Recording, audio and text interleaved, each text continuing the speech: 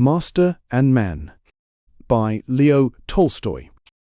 It happened in the 70s in winter, on the day after St. Nicholas's Day.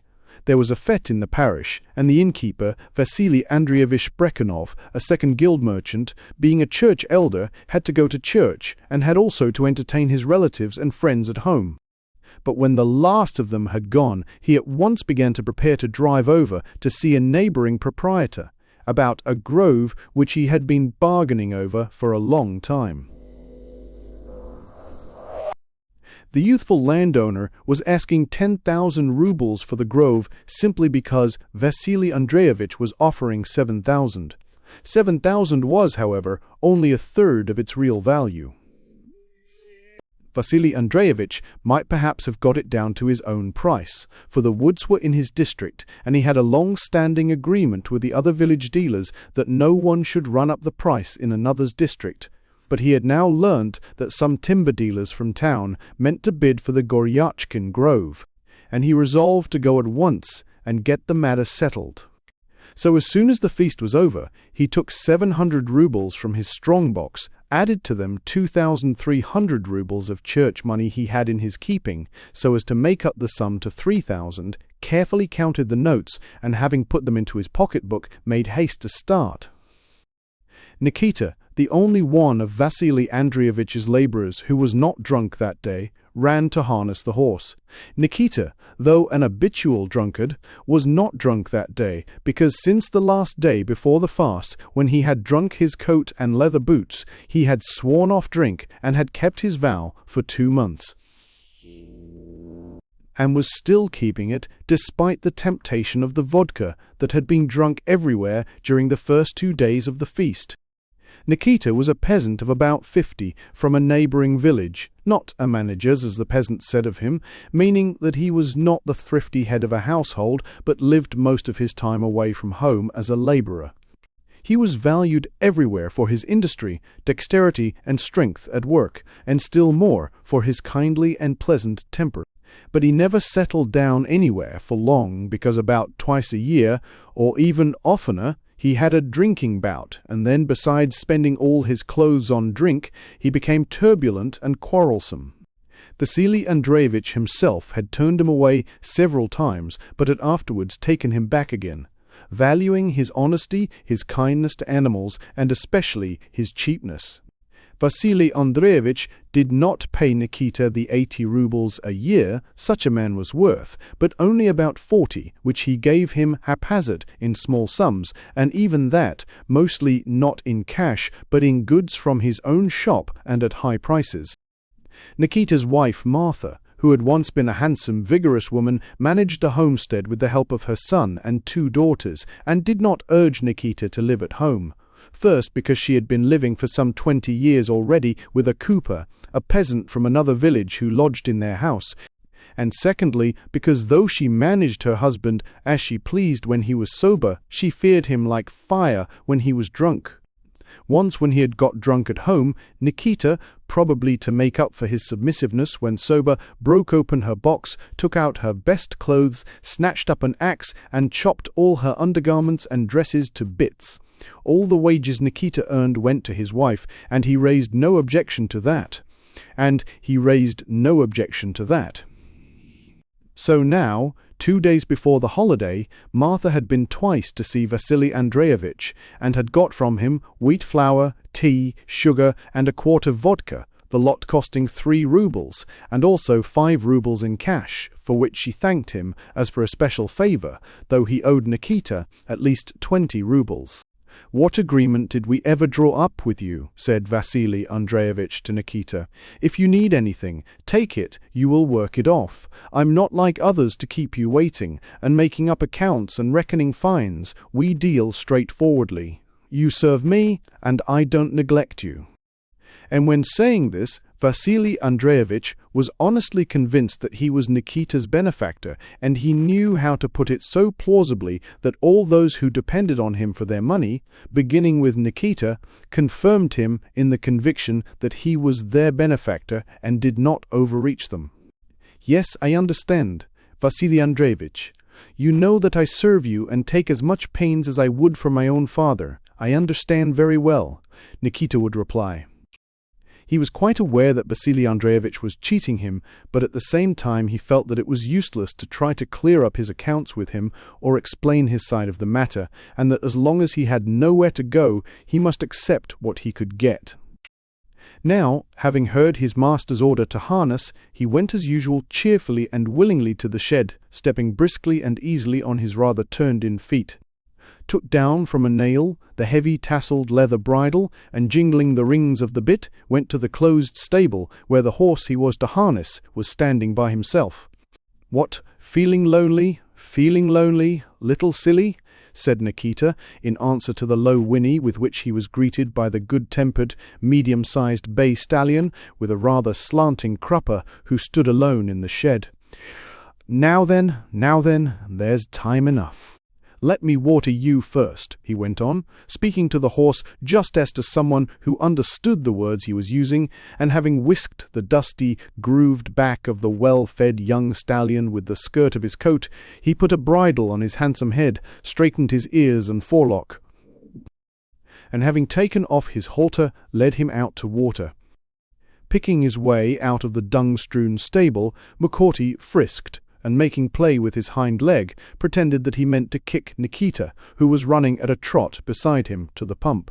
Now then, you rascal," Nikita called out, well knowing how carefully McCourty threw out his hind leg just to touch his greasy sheepskin coat, but not to strike him, a trick Nikita much appreciated.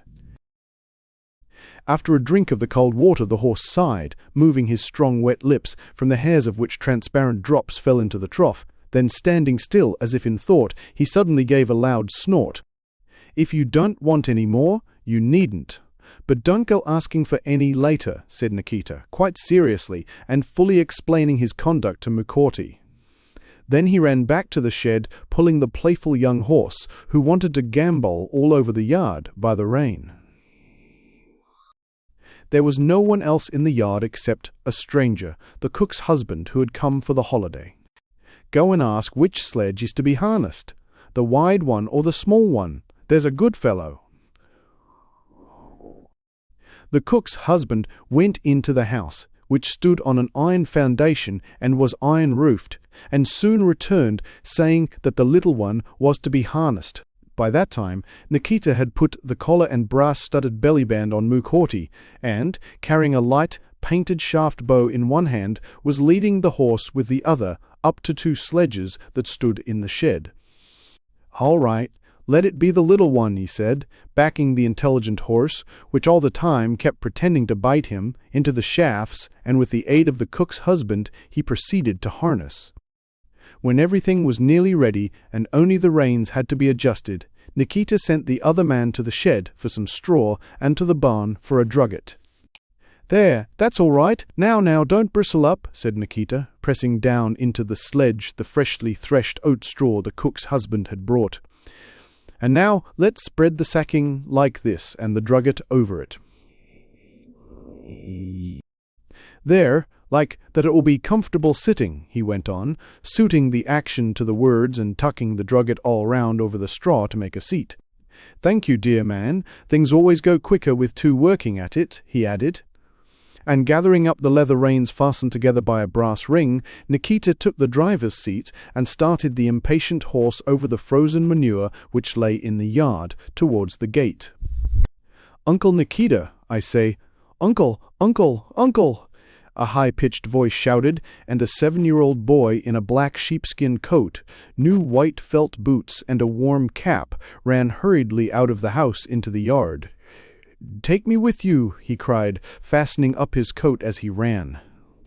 "All right, come along, darling," said Nikita, and stopping the sledge, he picked up the master's pale, thin little son, radiant with joy, and drove out into the road.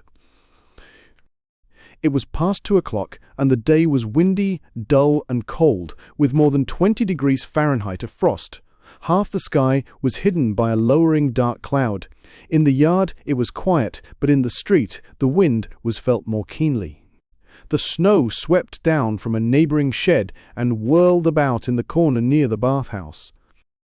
Hardly had Nikita driven out of the yard and turned the horse's head to the house before Vasily Andreevich emerged from the high porch in front of the house with a cigarette in his mouth and wearing a cloth-covered sheepskin coat tightly girdled low at his waist, and stepped onto the hard-trodden snow which squeaked under the leather soles of his felt boots and stopped.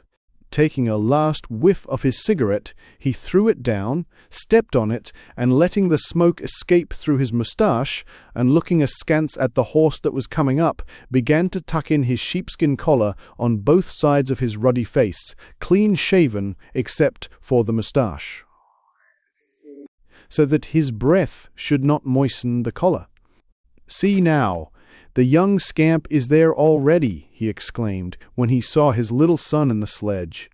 Vasily Andreevich was excited by the vodka he had drunk with his visitors, and so he was even more pleased than usual with everything that was his and all that he did. The sight of his son, whom he always thought of as his heir, now gave him great satisfaction. He looked at him, screwing up his eyes and showing his long teeth. His wife, pregnant, thin and pale, with her head and shoulders wrapped in a shawl so that nothing of her face could be seen but her eyes, stood behind him in the vestibule to see him off. "Now, really, you ought to take Nikita with you," she said timidly, stepping out from the doorway. Vasily Andreevich did not answer. Her words evidently annoyed him, and he frowned angrily and spat. "You have money on you," she continued in the same plaintive voice. "What if the weather gets worse? Do take him, for goodness sake." "Why?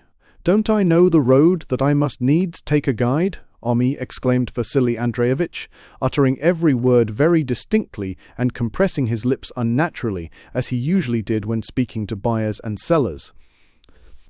"Really, you ought to take him, I beg you in God's name," his wife repeated, wrapping her shawl more closely round her head. "There, she sticks to it like a leech. Where am I to take him? Where am I to take him?" "I'm quite ready to go with you, Vasily Andreevich," said Nikita cheerfully. "But they must feed the horses while I am away," he added, turning to his master's wife. "I'll look after them, Nikita dear. I'll tell Simon," replied the mistress. "Well, Vasily Andreevich, am I to come with you?" said Nikita, awaiting a decision. "It seems I must humour my old woman. But if you're coming, you'd better put on a warmer cloak," said Vasily Andreevich, smiling again as he winked at Nikita's short sheepskin coat, which was torn under the arms and at the back, was greasy and out of shape, frayed to a fringe round the skirt, and had endured many things in its lifetime. "Hey, dear man, come and hold the horse," shouted Nikita to the cook's husband, who was still in the yard. "No, I will myself, shrieked the little boy, pulling his hands, red with cold, out of his pockets and seizing the cold leather reins. "Only don't be too long dressing yourself up. Look alive," shouted Vasily Andreevich, grinning at Nikita. "Only a moment, father, Vasily Andreevich," replied Nikita, and running quickly with his inturned toes in his felt boots with their soles patched with felt, he hurried across the yard and into the workman's hut. "Arinushka, get my coat down from the stove. I'm going with the master," he said, as he ran into the hut and took down his girdle from the nail on which it hung. The workman's cook, who had had a sleep after dinner and was now getting the samovar ready for her husband, turned cheerfully to Nikita, and infected by his hurry began to move as quickly as he did, got down his miserable worn-out cloth coat from the stove where it was drying, and began hurriedly shaking it out and smoothing it down. "There now, you'll have a chance of a holiday with your good man," said Nikita, who from kind-hearted politeness always said something to anyone he was alone with. Then, drawing his worn narrow girdle round him, he drew in his breath, pulling in his lean stomach still more, and girdled himself as tightly as he could over his sheepskin. "There now," he said, addressing himself no longer to the cook but the girdle, as he tucked the ends in at the waist, "now you won't come undone." And working his shoulders up and down to free his arms, he put the coat over his sheepskin, arched his back more strongly to ease his arms, poked himself under the armpits, and took down his leather-covered mittens from the shelf. "You ought to wrap your feet up, Nikita. Your boots are very bad." "So." Nikita stopped, as if he had suddenly realized this.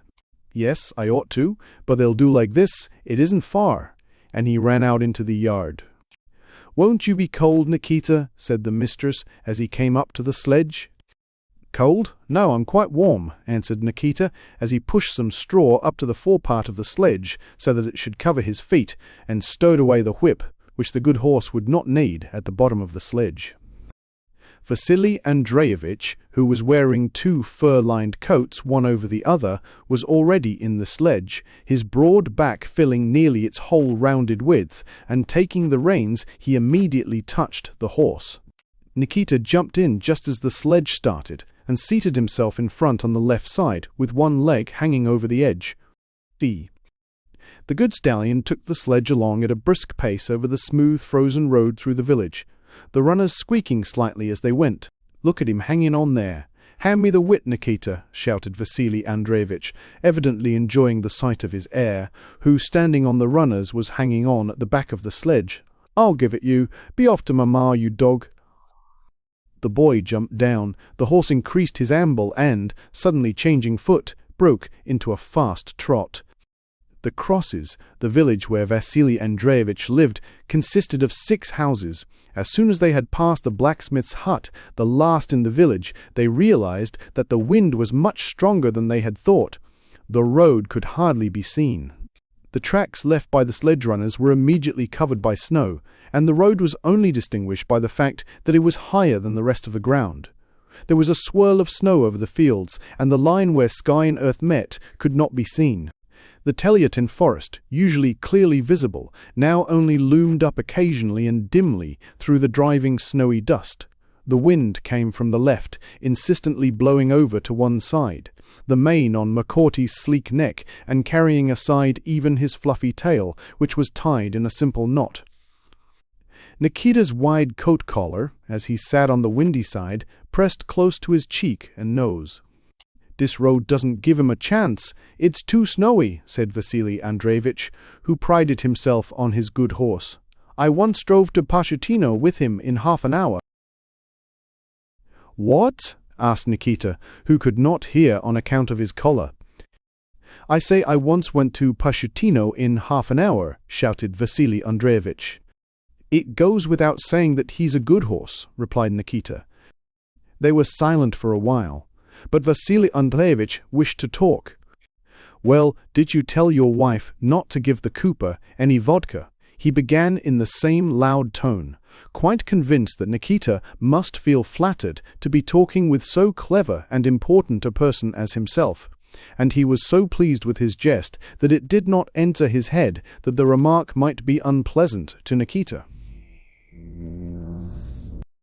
The wind again prevented Nikita's hearing his master's words. Vasily Andreevich repeated the jest about the cooper in his loud, clear voice. "That's their business, Vasily Andreevich. I don't pry into their affairs. As long as she doesn't ill-treat our boy, God be with them. Probably, and hi." "That's so," said Vasily Andreevich. "Well, and will you be buying a horse in spring?" he went on, changing the subject. "Yes, I can't avoid it," answered Nikita, turning down his collar and leaning back towards his master. The conversation now became interesting to him, and he did not wish to lose a word. "The lad's growing up. He must begin to plough for himself, but till now we've always had to hire someone," he said. "Well, why not have the lean-cropped one? I won't charge much for it," shouted Vasily Andreevich, feeling animated and consequently starting on his favorite occupation, that of horse-stealing, which absorbed all his mental powers. "Or you might let me have 15 rubles, and I'll buy one at the horse market," said Nikita, who knew that the horse Vasily Andreevich wanted to sell him would be dear at 7 rubles, but that if he took it from him, it would be charged at 25, and then he would be unable to draw any money for half a year. "It's a good horse. I think of your interest as of my own. According to conscience, Brekhunoff isn't a man to wrong anyone. Let the loss be mine. I'm not like others. Honestly," he shouted in the voice in which he hypnotized his customers and dealers, "it's a real good horse. One, "Quite so," said Nikita with a sigh, and convinced that there was nothing more to listen to, he again released his collar, which immediately covered his ear and face. They drove on in silence for about half an hour. The wind blew sharply onto Nikita's side and arm where his sheepskin was torn. He huddled up and breathed into the collar which covered his mouth, and was not wholly cold. "What do you think? Shall we go through Karamishevo or by the straight road?" asked Vasily Andreevich. The road through Karamishevo was more frequented and was well marked with a double row of high stakes. The straight road was nearer but little used and had no stakes or only poor ones covered with snow. Nikita thought a while. "Though Karamishevo is farther, it is better going," he said. "But by the straight road, when once we get through the hollow by the forest, it's good going, sheltered," said Vasily Andreevich, who wished to go the nearest way. "Just as you please," said Nikita, and again let go of his collar.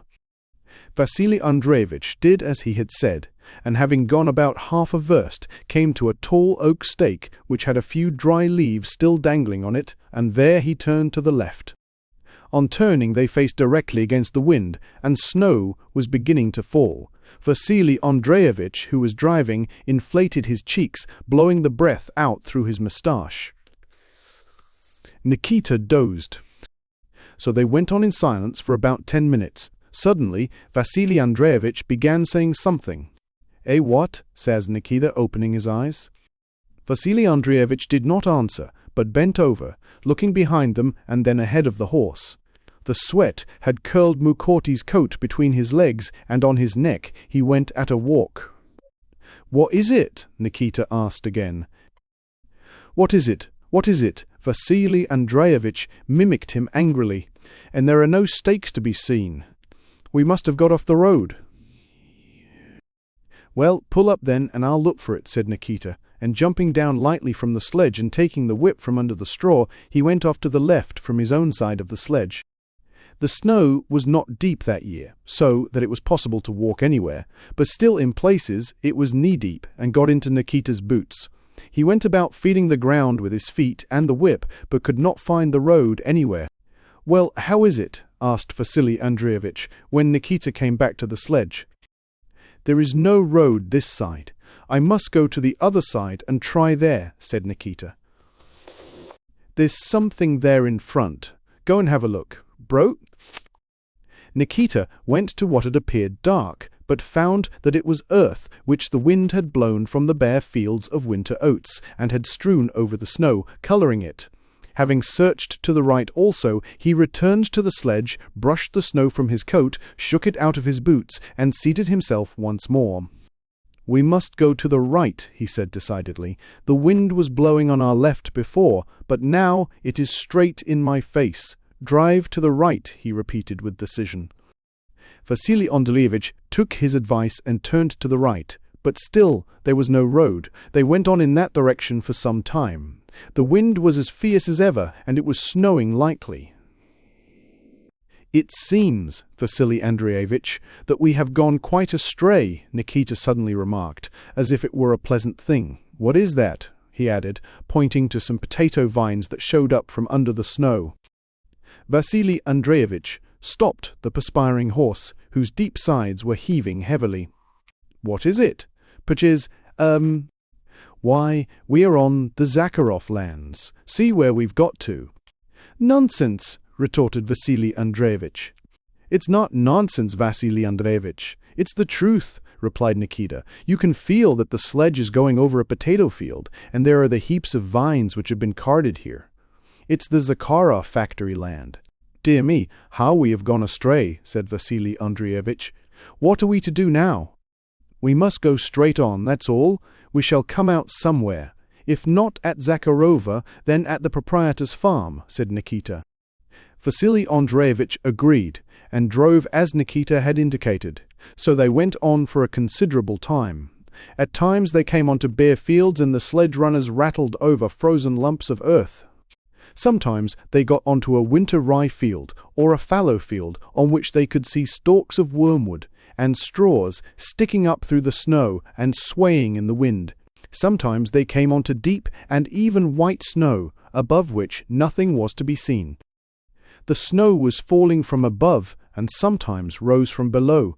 The horse was evidently exhausted, his hair had all curled up from sweat and was covered with hoarfrost, and he went at a walk.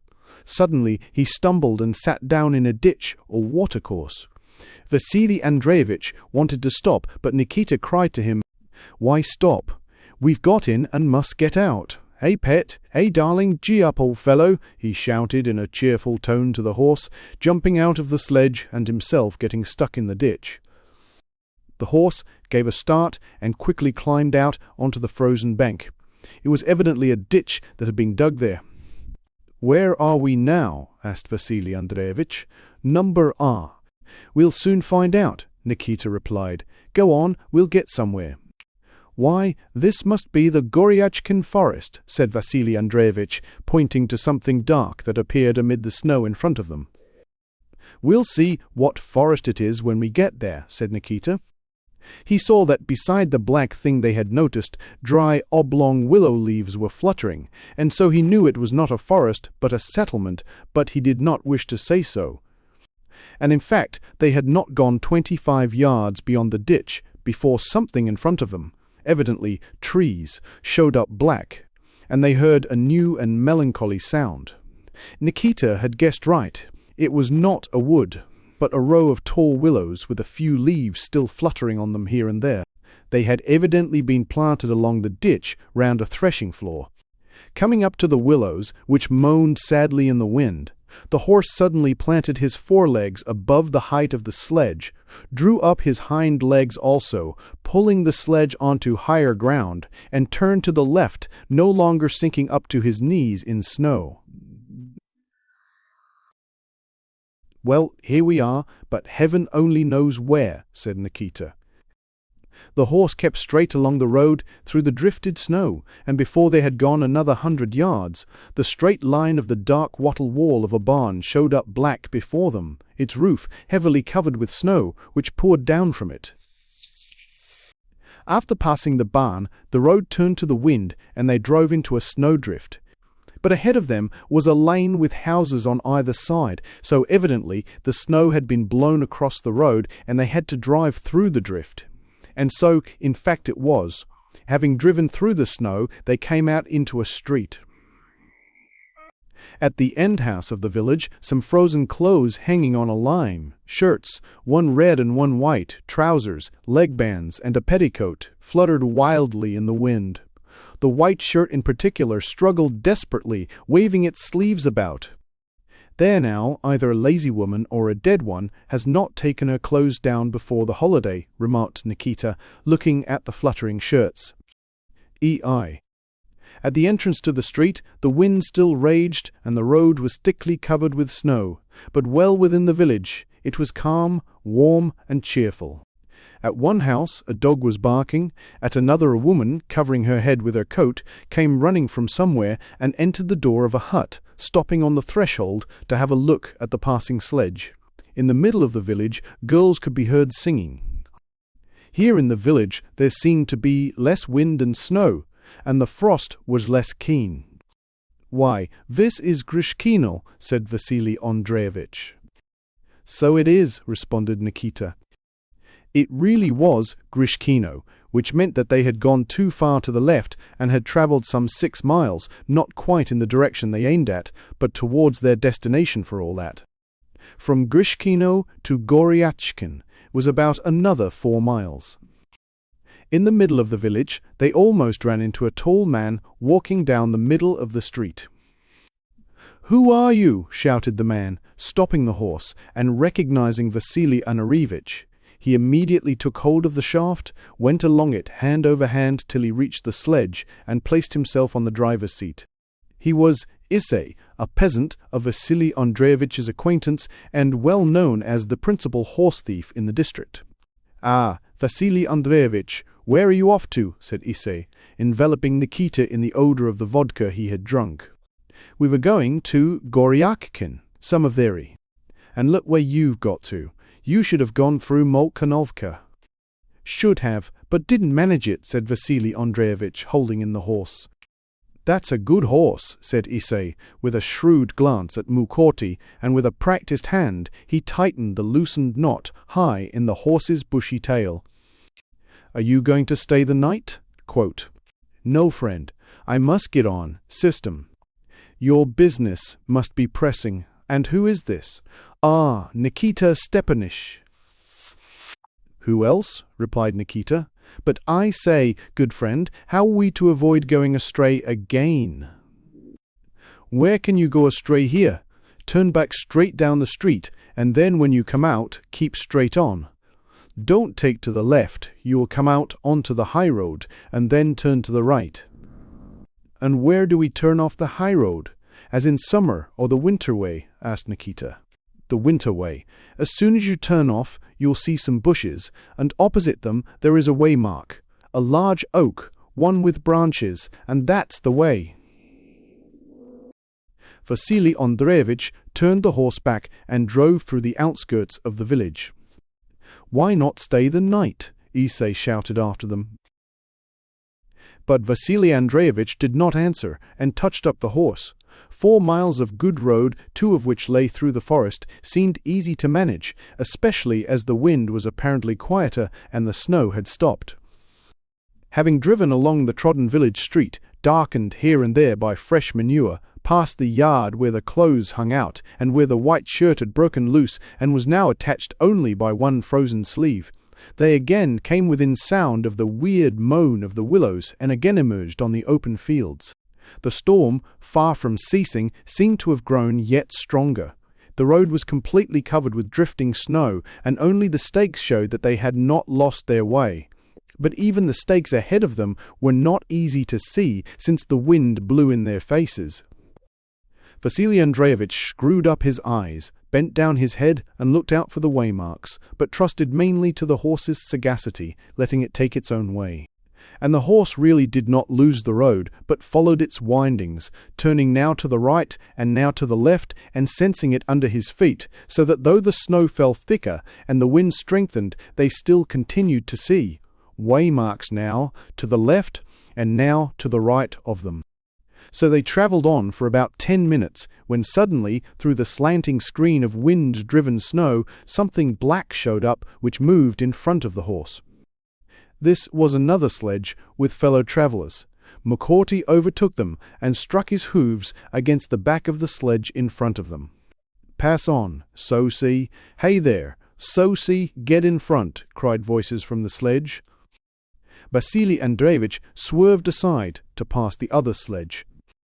In it sat 3 men and a woman, evidently visitors returning from a feast. One peasant was whacking the snow-covered croup of their little horse with a long switch, and the other 2, sitting in front, waved their arms and shouted something. The woman, completely wrapped up and covered with snow, sat drowsing and bumping at the back. "Who are you?" shouted Vasily Andreevich. "From AAAU, WA Scene Tex," was all that could be heard. "I say, where are you from?" Pause. "From AAAA," one of the peasants shouted with all his might, but still it was impossible to make out who they were. "Get along, keep up," shouted another, ceaselessly beating his horse with the switch. "So you're from a feast, it seems? Stickings. Go on, go on. Faster, Simon, get in front, faster." The wings of the sledges bumped against one another, almost got jammed, but managed to separate, and the peasant sledge began to fall behind.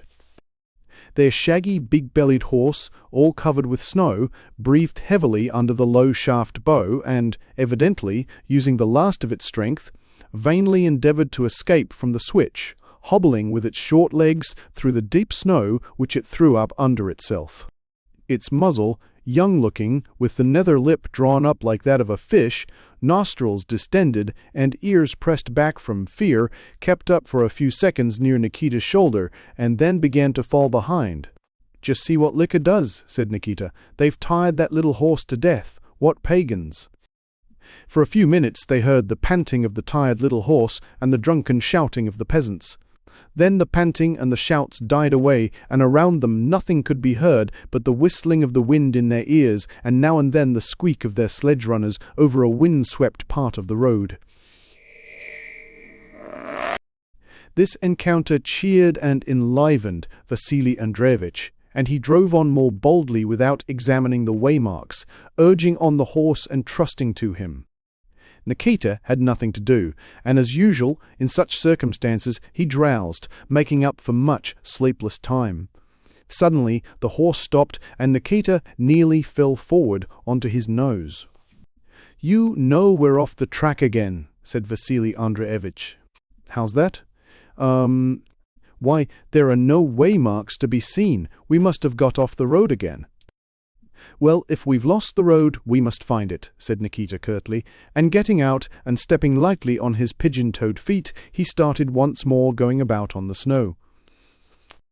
He walked about for a long time, now disappearing and now reappearing, and finally he came back. "There is no road here. There may be farther on," he said, getting into the sledge. It was already growing dark. The snowstorm had not increased, but had also not subsided. "If we could only hear those peasants," said Vasily Andreevich. "Well, they haven't caught us up. We must have gone far astray, or maybe they have lost their way too." "Where are we to go, then?" asked Vasily Andreevich. "Why, we must let the horse take its own way," said Nikita. "He will take us right. Let me have the reins, Frash." Vasily Andreevich gave him the reins, the more willingly because his hands were beginning to feel frozen in his thick gloves. Nikita took the reins, but only held them, trying not to shake them and rejoicing at his favourite's sagacity. And indeed, the clever horse, turning first one ear and then the other, now to one side and then to the other, began to wheel round. "The one thing he can't do is to talk," Nikita kept saying. "See what he is doing. Go on, go on. You know best. That's it, that's it." The wind was now blowing from behind, and it felt warmer. "Yes, he's clever," Nikita continued, admiring the horse. "A Kyrgyz horse is strong but stupid. But this one, just see what he's doing with his ears. He doesn't need any telegraph. He can scent a mile off. Before another half-hour had passed, they saw something dark ahead of them, a wood or a village, and stakes again appeared to the right. They had evidently come out onto the road. "Why, that's Grishkino again," Nikita suddenly exclaimed. And indeed, there on their left was that same barn with the snow flying from it, and farther on the same line with the frozen washing, shirts and trousers, which still fluttered desperately in the wind. Again, they drove into the street, and again it grew quiet, warm, and cheerful, and again they could see the manure-stained street, and hear voices and songs and the barking of a dog. It was already so dark that there were lights in some of the windows. Halfway through the village, Vasily Andreevich turned the horse towards a large double-fronted brick house and stopped at the porch. Nikita went to the lighted snow-covered window, in the rays of which flying snowflakes glittered, and knocked at it with his whip. "Who is there?" a voice replied to his knock. "From Kresty, the Brekhunovs, dear fellow," answered Nikita. "Just come out for a minute." Someone moved from the window, and a minute or two later there was the sound of the passage door as it came unstuck. Then the latch of the outside door clicked, and a tall, white-bearded peasant, with a sheepskin coat thrown over his white holiday shirt, pushed his way out, holding the door firmly against the wind, followed by a lad in a red shirt and high leather boots. "Is that you, Andreevich?" asked the old man. "Yes, friend, we've gone astray," said Vasily Andreevich. "We wanted to get to Goryachkin, but found ourselves here. We went a second time, but lost our way again." "Just see how you have gone astray," said the old man. "Petrushka, go and open the gate," he added, turning to the lad in the red shirt. "All right," said the lad in a cheerful voice, and ran back into the passage. "But we're not staying the night," said Vasily Andreevich. "Where will you go in the night? You'd better stay." "I'd be glad to, but I must go on. It's business, and it can't be helped. One of the— Well, warm yourself at least. The samovar is just ready."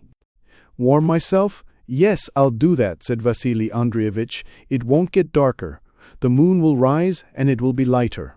Let's go in and warm ourselves, Nikita." "Well, why not? Let us warm ourselves," replied Nikita, who was stiff with cold and anxious to warm his frozen limbs. Vasily Andreevich went into the room with the old man, and Nikita drove through the gate opened for him by Petrushka, by whose advice he backed the horse under the penthouse. The ground was covered with manure, and the tall bow over the horse's head caught against the beam. The hens and the cock had already settled to roost there, and clucked peevishly, clinging to the beam with their claws. The disturbed sheep shied and rushed aside, trampling the frozen manure with their hooves. The dog yelped desperately with fright and anger, and then burst out barking like a puppy at the stranger. Nikita talked to them all, excused himself to the fowls and assured them that he would not disturb them again, rebuked the sheep for being frightened without knowing why, and kept soothing the dog while he tied up the horse. "Now that will be all right," he said, knocking the snow off his clothes. "Just hear how he barks," he added, turning to the dog. "Be quiet, stupid, be quiet. You are only troubling yourself for nothing. We're not thieves, we're friends." "And these are," it said, "the 3 domestic councillors," remarked the lad, and with his strong arms he pushed under the pentroof the sledge that had remained outside. "Why councillors?" asked Nikita. "That's what is printed in Paulson. A thief creeps to a house. The dog barks, that means be on your guard. The cock crows, that means get up. The cat licks herself, that means a welcome guest is coming, get ready to receive him," said the lad with a smile. Petrushka could read and write and knew Paulson's Primer, his only book, almost by heart, and he was fond of quoting sayings from it that he thought suited the occasion, especially when he had had something to drink, as today.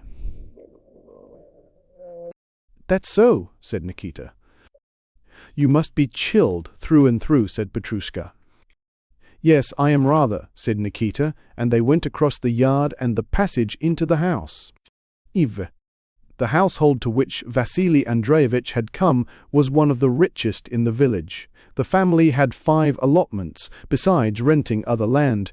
They had 6 horses, 3 cows, 2 calves, and some 20 sheep.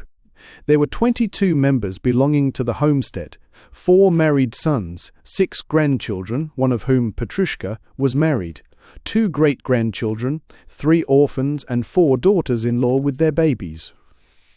It was one of the few homesteads that remained still undivided. But even here, the dull internal work of disintegration which would inevitably lead to separation had already begun, starting as usual among the women. 2 sons were living in Moscow as water carriers, and 1 was in the army. At home now were the old man and his wife, their second son, who managed the homestead, the eldest who had come from Moscow for the holiday, and all the women and children. Besides these members of the family, there was a visitor, a neighbor who was godfather to one of the children. Over the table in the room hung a lamp with a shade, which brightly lit up the tea things, a bottle of vodka, and some refreshments, besides illuminating the brick walls, which in the far corner were hung with icons on both sides of which were pictures.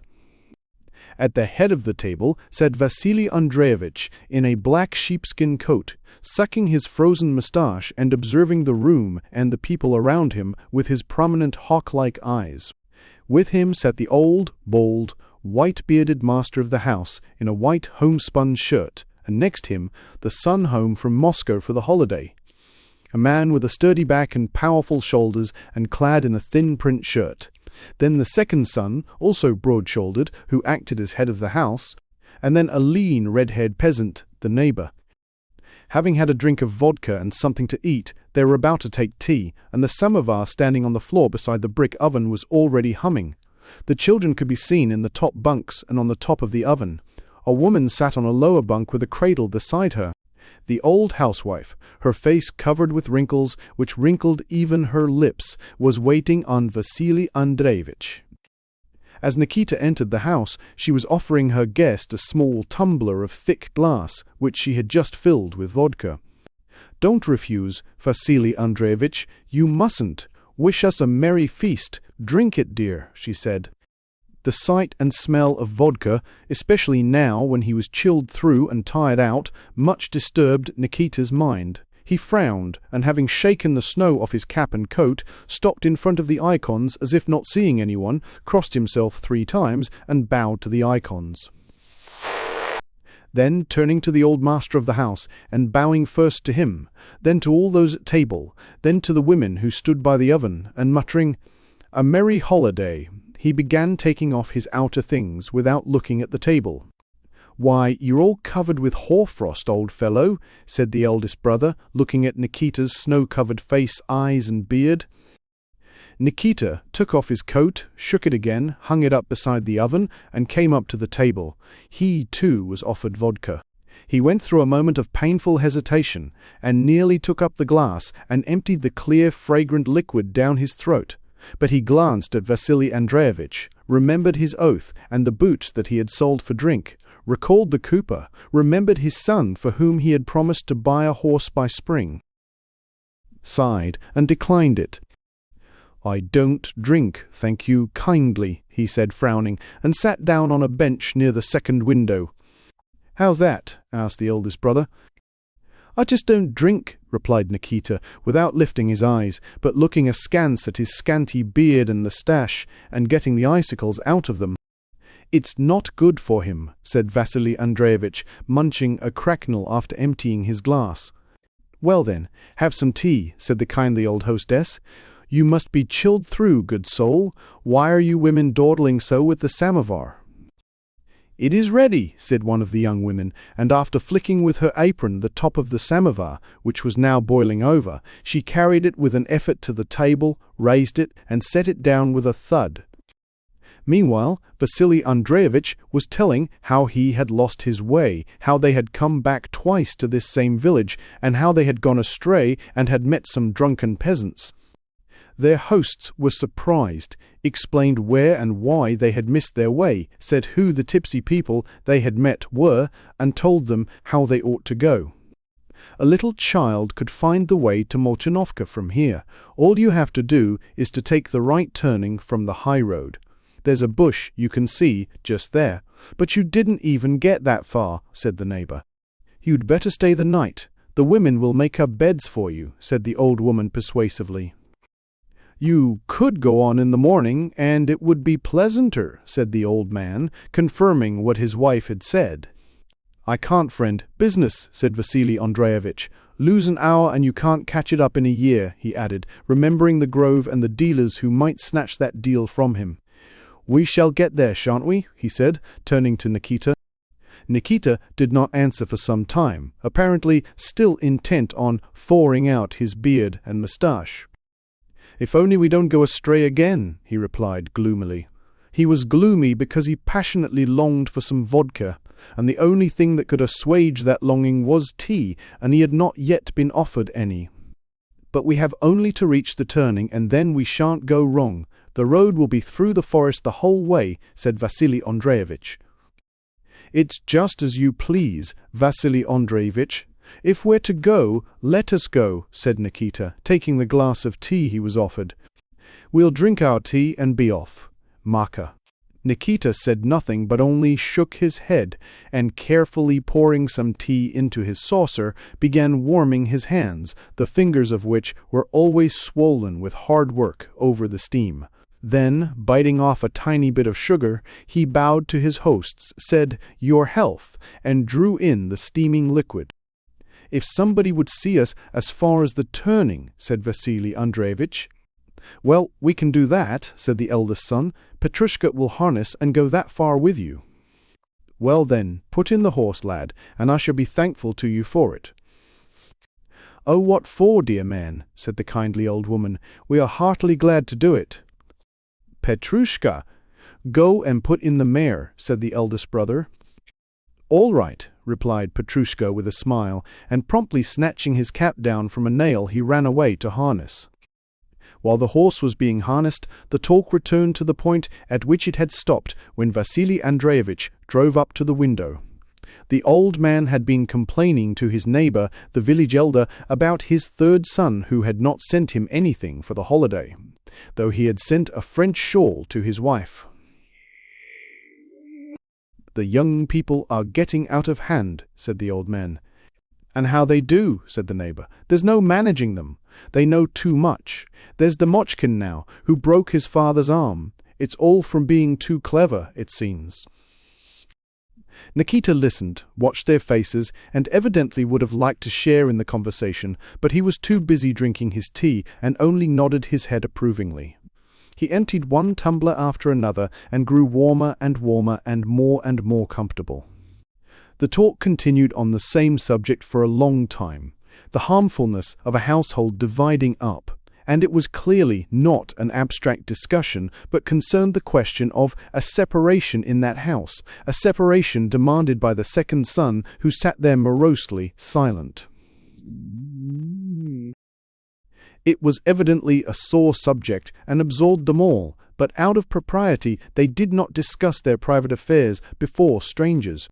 At last, however, the old man could not restrain himself, and with tears in his eyes declared that he would not consent to a break-up of the family during his lifetime, that his house was prospering, thank God, but that if they separated, they would all have to go begging.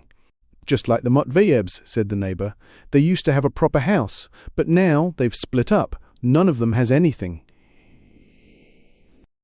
"And that is what you want to happen to us," said the old man, turning to his son. The son made no reply, and there was an awkward pause.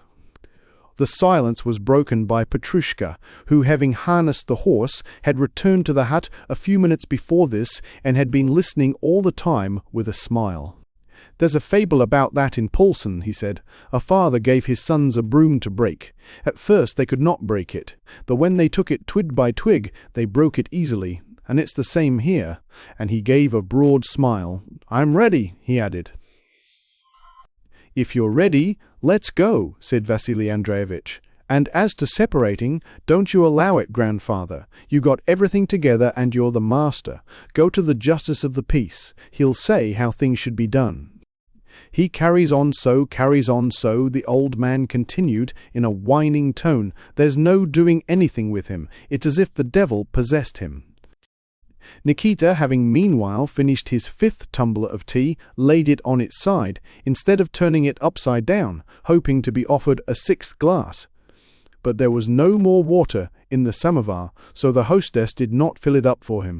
Besides, Vasily Andreevich was putting his things on, so there was nothing for it but for Nikita to get up too, put back into the sugar basin the lump of sugar he had nibbled all round, wipe his perspiring face with the skirt of his sheepskin, and go to put on his overcoat.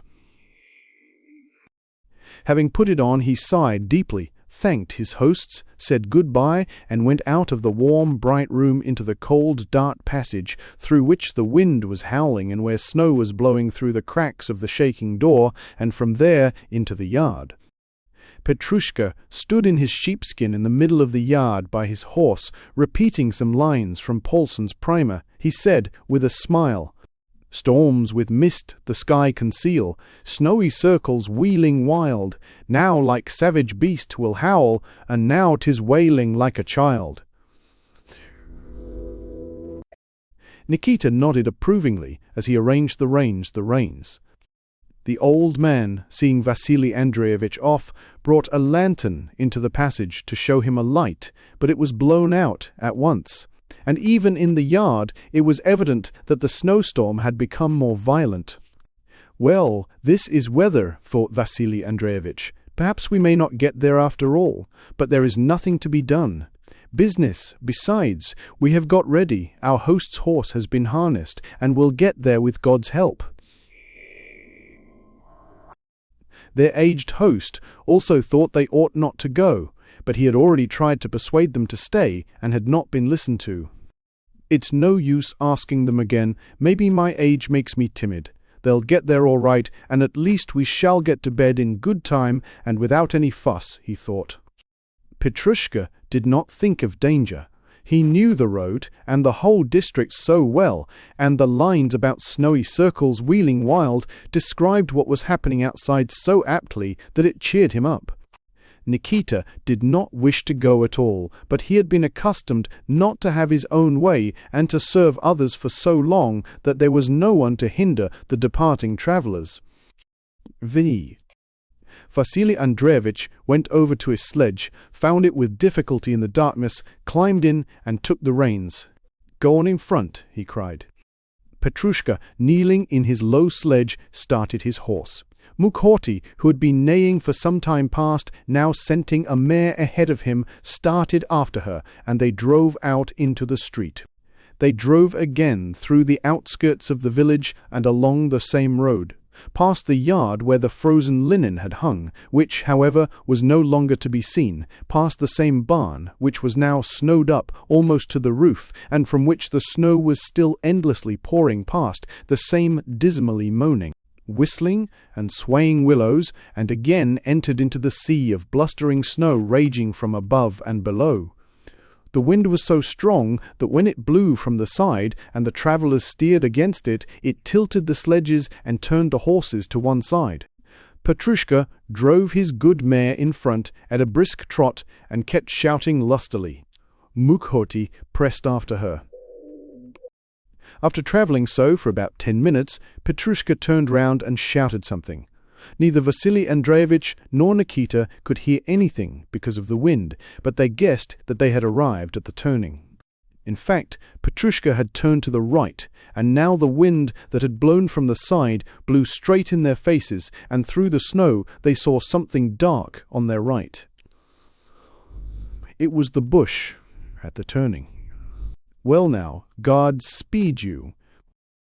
"Thank you, Petrushka. See, storms with mist the sky conceal," shouted Petrushka as he disappeared. "There's a poet for you," muttered Vasily Andreevich, pulling at the reins. "Yes, a fine lad, a true peasant," said Nikita. They drove on, but D-bounds, Shave and Marty. Nikita, wrapping his coat closely about him and pressing his head down so close to his shoulders that his short beard covered his throat, sat silently, trying not to lose the warmth he had obtained while drinking tea in the house.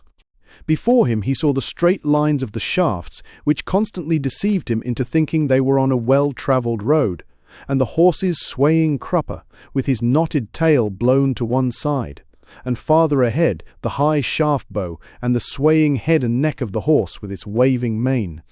Now and then he caught sight of a way sign, so that he knew they were still on a road and that there was nothing for him to be concerned about. Vasily Andreevich drove on, leaving it to the horse to keep to the road.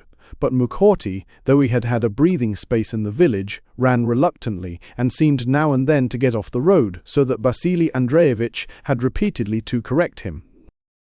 "Here's a stake to the right, and another, and here's a third," Vasily Andreevich counted, "and here in front is the forest," thought he, as he looked at something dark in front of him. But what had seemed to him a forest was only a bush. They passed the bush and drove on for another 100 yards, but there was no fourth waymark nor any forest. "We must reach the forest soon," thought Vasily Andreevich, and animated by the vodka and the tea he did not stop, but shook the reins, and the good obedient horse responded, now ambling, now slowly trotting in the direction in which he was sent, though he knew that he was not going the right way. 10 minutes went by, but there was still no forest. "There now, we must be astray again," said Vasily Andreevich, pulling up. Nikita silently got out of the sledge, and holding his coat, which the wind now wrapped closely about him and now almost tore off, started to feel about in the snow, going first to one side and then to the other. 3 or 4 times he was completely lost to sight. At last he returned and took the reins from Vasily Andreevich's hand. "We must go to the right," he said sternly and peremptorily as he turned the horse. "Well, if it's to the right, go to the right," said Vasily Andreevich, yielding up the reins to Nikita and thrusting his freezing hands into his sleeves. Nikita did not reply. "Now then, friend, stir yourself," he shouted to the horse, but in spite of the shake of the reins, Mukhorty moved only at a walk. The snow in places was up to his knees, and the sledge moved by fits and starts with his every movement. Nikita took the whip that hung over the front of the sledge and struck him once. The good horse, unused to the whip, sprang forward and moved at a trot, but immediately fell back into an amble and then to a walk. So they went on for 5 minutes. It was dark, and the snow whirled from above and rose from below, so that sometimes the shaft bow could not be seen. At times the sledge seemed to stand still, and the field to run backwards. Suddenly the horse stopped abruptly, evidently aware of something close in front of him. Nikita again sprang lightly out, throwing down the reins, and went ahead to see what had brought him to a standstill. But hardly had he made a step in front of the horse before his feet slipped, and he went rolling down an incline. "Whoa, whoa, whoa," he said to himself as he fell, and he tried to stop his fall but could not, and only stopped when his feet plunged into a thick layer of snow that had drifted to the bottom of the hollow. The fringe of a drift of snow that hung on the edge of the hollow, disturbed by Nikita's fall, showered down on him and got inside his collar. "What a thing to do," said Nikita reproachfully, addressing the drift and the hollow and shaking the snow from under his collar. "Nikita! Hey, Nikita!" shouted Vasily Andreevich from above. But Nikita did not reply. He was too occupied in shaking out the snow and searching for the whip he had dropped when rolling down the incline. Having found the whip, he tried to climb straight up the bank where he had rolled down. But it was impossible to do so. He kept rolling down again, and so he had to go along at the foot of the hollow to find a way up. About 7 yards farther on, he managed with difficulty to crawl up the incline on all fours. Then he followed the edge of the hollow back to the place where the horse should have been. He could not see either horse or sledge, but as he walked against the wind, he heard Vasily Andreevich's shouts and Mukorty's neighing, calling him. I'm coming, what are you cackling for?" he muttered. Only when he had come up to the sledge could he make out the horse, and Vasily Andreevich standing beside it and looking gigantic. "Where the devil did you vanish to? We must go back, if only to Grishkino," he began reproaching Nikita. "I'd be glad to get back, Vasily Andreevich, but which way are we to go? There is such a ravine here that if we once get in it, we shan't get out again. I got stuck so fast there myself that I could hardly get out." "What shall we do then? We can't stay here. We must go somewhere," said Vasily Andreevich. Nikita said nothing. He seated himself in the sledge with his back to the wind, took off his boots, shook out the snow that had got into them, and taking some straw from the bottom of the sledge, carefully plugged with it a hole in his left boot. Vasily Andreevich remained silent, as though now leaving everything to Nikita. Having put his boots on again, Nikita drew his feet into the sledge, put on his mittens and took up the reins, and directed the horse along the side of the ravine. The ravine was in front of him again. Nikita again climbed out and again trudged about in the snow. He did this for a considerable time and at last appeared from the opposite side to that from which he had started. "Vasily Andreevich, are you alive?" he called out. "Here," replied Vasily Andreevich. "Well, what now?" "I can't make anything out. It's too dark. There's nothing but ravines. We must drive against the wind again." They set off once more. Again Nikita went stumbling through the snow. Again he fell in, again climbed out and trudged about, and at last, quite out of breath, he sat down beside the sledge. "Well, how now?" asked Vasily Andreevich. "Why, I am quite worn out and the horse won't go." "Is? Then what's to be done?" T-T-E. "Why, wait a minute. Help us." Nikita went away again, but soon returned. "Follow me," he said, going in front of the horse. Vasily Andreevich no longer gave orders, but implicitly did what Nikita told him. "Here, follow me," Nikita shouted, stepping quickly to the right, and seizing the rein he led Mukorty down towards a snowdrift. At first the horse held back. Then he jerked forward, hoping to leap the drift, but he had not the strength and sank into it up to his collar. "Get out," Nikita called to Vasily Andreevich, who still sat in the sledge, and taking hold of one shaft, he moved the sledge closer to the horse. "It's hard, brother," he said to Mukorty, "but it can't be helped. Make an effort. Now, just a little one," he shouted. The horse gave a tug, then another, but failed to clear himself and settled down again as if considering something. "Now, brother, this won't do," Nikita admonished him. "Now once more." Again Nikita tugged at the shaft on his side, and Vasily Andreevich did the same on the other. Mukhorty lifted his head and then gave a sudden jerk. That's it," cried Nikita. "Don't be afraid, you won't sink." One plunge, another, and a third, and at last Mukhorty was out of the snowdrift and stood still, breathing heavily and shaking the snow off himself. Nikita wished to lead him farther, but Vasily Andreevich, in his 2 fur coats, was so out of breath that he could not walk farther and dropped into the sledge. "Let me get my breath," he said, unfastening the kerchief with which he had tied the collar of his fur coat at the village. "It's all right here. You lie there," said Nikita. "I will lead him along." And with Vasily Andreevich in the sledge, he led the horse by the bridle about 10 paces down and then up a slight rise and stopped. The place where Nikita had stopped was not completely in the hollow where the snow sweeping down from the hillocks might have buried them altogether, but still it was partly sheltered from the wind by the side of the ravine. There were moments when the wind seemed to abate a little, but that did not last long, and as if to make up for that respite, the storm swept down with tenfold vigor and tore and whirled the more fiercely. Such a gust struck them at the moment when Vasily Andreevich, having recovered his breath, got out of the sledge and went up to Nikita to consult him as to what they should do. They both bent down involuntarily and waited till the violence of the squall should have passed. Mukhorty, too, laid back his ears and shook his head discontentedly.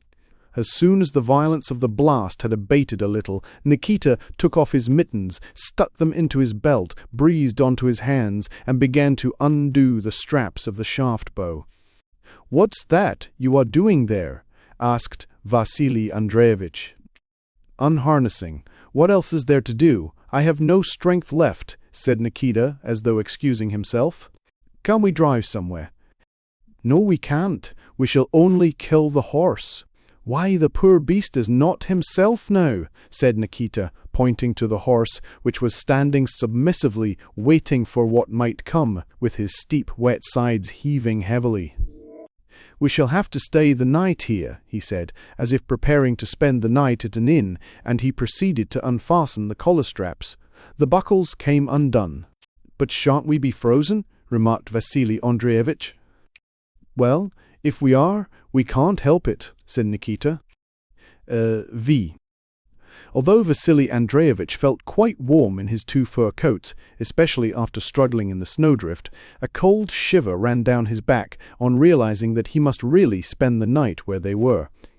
To calm himself, he sat down in the sledge and got out his cigarettes and matches. Nikita meanwhile unharnessed Mukhorty. He unstrapped the belly band and the back band, took away the reins, loosened the collar strap, and removed the shaft bow, talking to him all the time to encourage him. "Now come out," he said, leading him clear of the shafts. "Now we'll tie you up here, and I'll put down some straw and take off your bridle. When you've had a bite, you'll feel more cheerful." But Mukhorty was restless, and evidently not comforted by Nikita's remarks.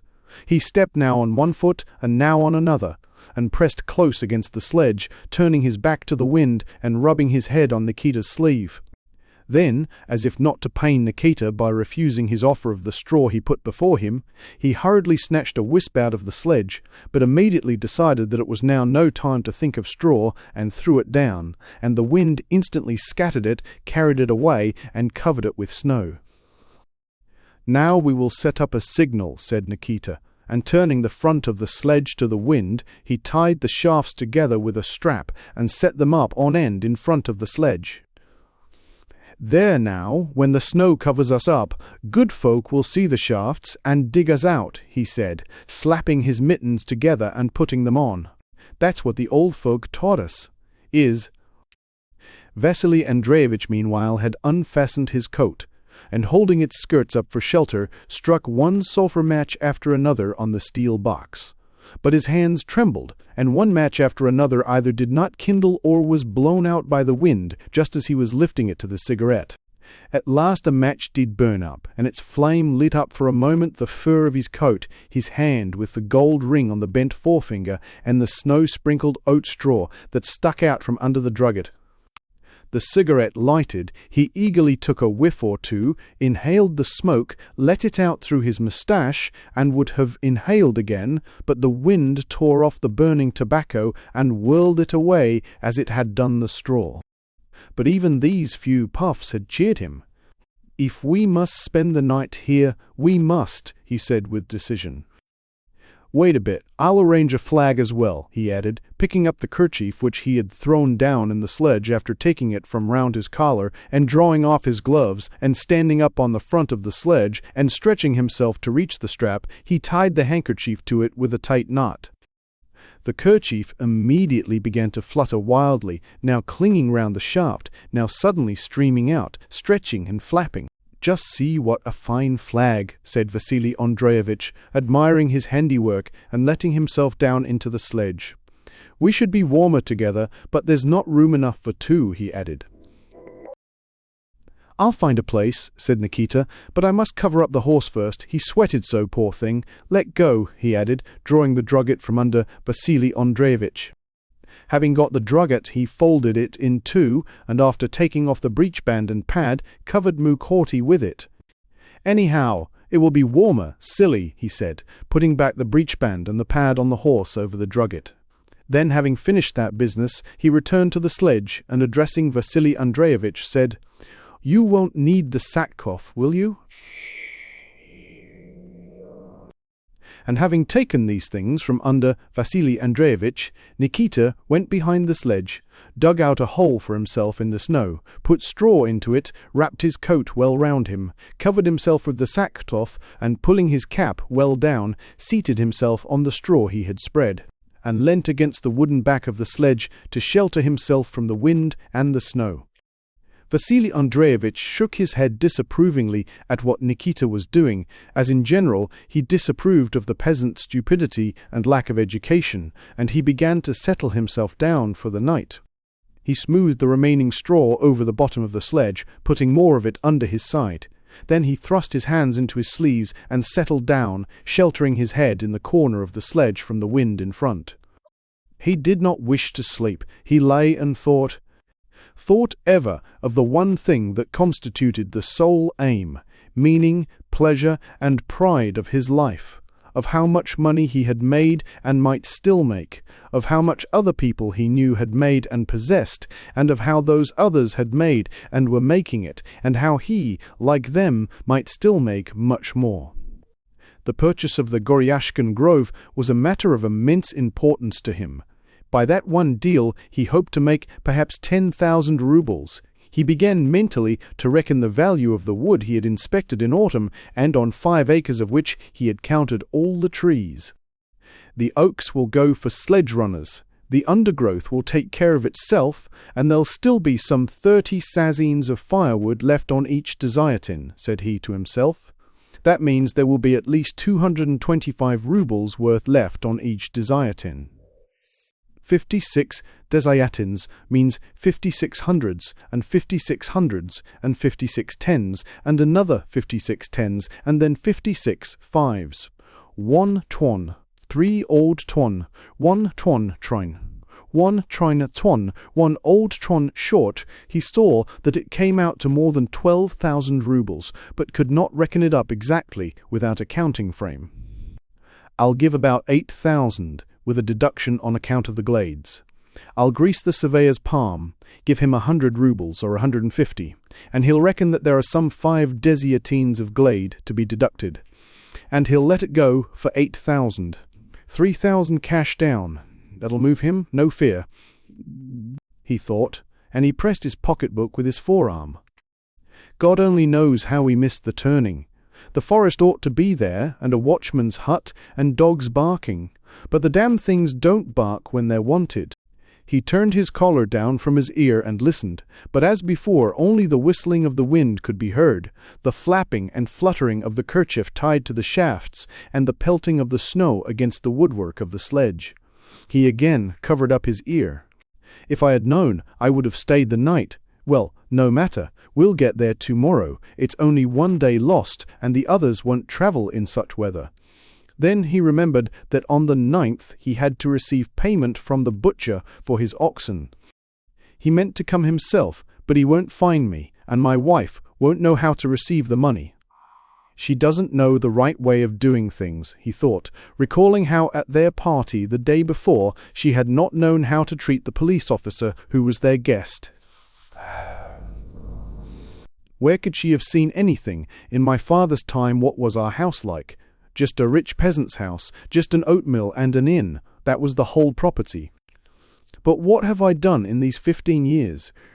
A shop, 2 taverns, a flour mill, a grain store, 2 farms leased out, and a house with an iron-roofed barn, he thought proudly, not as it was in father's time, who is talked of in the whole district now. Brekunoth, and why? Because I stick to business. I take trouble, not like others who lie abed, or waste their time on foolishness while I don't sleep of nights. Blizzard or no blizzard, I start out.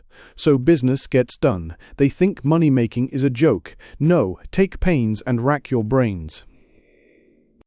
You get overtaken out of doors at night, like this, or keep awake night after night till the thoughts whirling in your head make the pillow turn. He meditated with pride.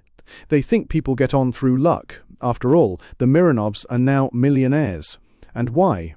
Take pains and God gives. If only he grants me health. The thought that he might himself be a millionaire like Mironov, who began with nothing, so excited Vasily Andreevich that he felt the need of talking to somebody. But there was no one to talk to. Just see how it blows. It will snow us up so deep that we shan't be able to get out in the morning, he thought, listening to a gust of wind that blew against the front of the sledge, bending it and lashing the snow against it. He raised himself and looked round. All he could see through the whirling darkness was McHorty's dark head, his back covered by the fluttering drugget, and his thick knotted tail, while all round, in front and behind, was the same fluctuating witty darkness, sometimes seeming to get a little lighter and sometimes growing denser still. A pity I listened to Nikita, he thought. We ought to have driven on. We should have come out somewhere, if only back to Grishkino, and stayed the night at Taras's. As it is, we must sit here all night.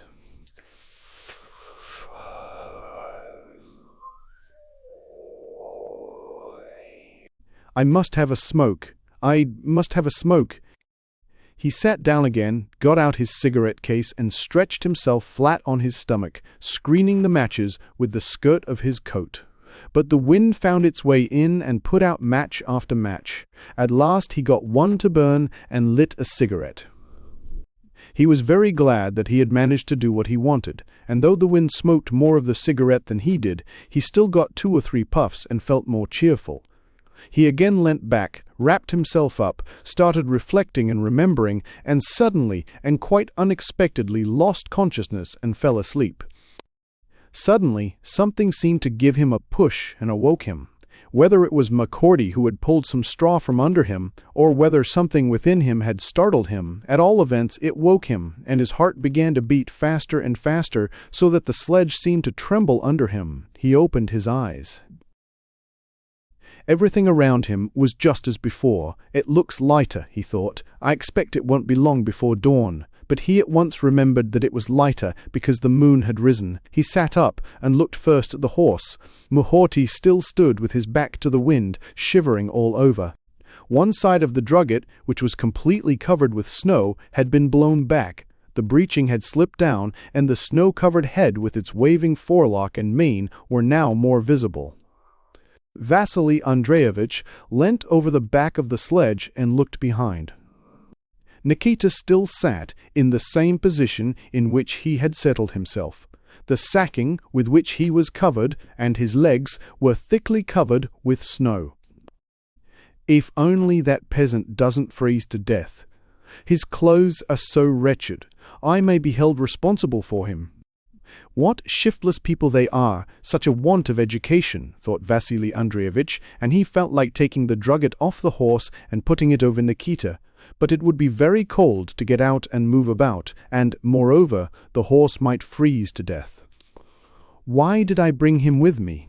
It was all her stupidity, he thought, recalling his unloved wife, and he rolled over into his old place at the front part of the sledge. My uncle once spent a whole night like this, he reflected, and was all right. But another case came at once to his mind. But when they dug Sebastian out, he was dead, stiff like a frozen carcass. If I'd only stopped the night in Gliskino, all this would not have happened. And wrapping his coat carefully round him so that none of the warmth of the fur should be wasted, but should warm him all over, neck, knees, and feet, he shut his eyes and tried to sleep again. But try as he would, he could not get drowsy. On the contrary, he felt wide awake and animated. Again he began counting his gains and the debts due to him. Again he began bragging to himself and feeling pleased with himself and his position. But all this was continually disturbed by a stealthily approaching fear and by the unpleasant regret that he had not remained in Grishkino. How different it would be to be lying warm on a bench, and he turned over several times in his attempts to get into a more comfortable position, more sheltered from the wind. He wrapped up his legs closer, shut his eyes, and lay still. But either his legs in their strong felt boots began to ache from being bent in one position, or the wind blew in somewhere, and after lying still for a short time, he again began to recall the disturbing fact that he might now have been lying quietly in the warm hut at Grishkino. He again sat up, turned about, muffled himself up, and settled down once more. Once he fancied that he heard a distant cock crow. He felt glad, turned down his coat collar, and listened with strained attention. But in spite of all his efforts, nothing could be heard but the wind whistling between the shafts, the flapping of the kerchief, and the snow pelting against the frame of the sledge. Nikita sat just as he had done all the time, not moving and not even answering Vasily Andreevich, who had addressed him a couple of times. "He doesn't care a bit, he's probably asleep," thought Vasily Andreevich with vexation, looking behind the sledge at Nikita, who was covered with a thick layer of snow. Vasily Andreevich got up and lay down again some 20 times. It seemed to him that the night would never end. It must be getting near morning, he thought, getting up and looking around. "Let's have a look at my watch. It will be cold to unbutton, but if I only know that it's getting near morning, I shall at any rate feel more cheerful. We could begin harnessing."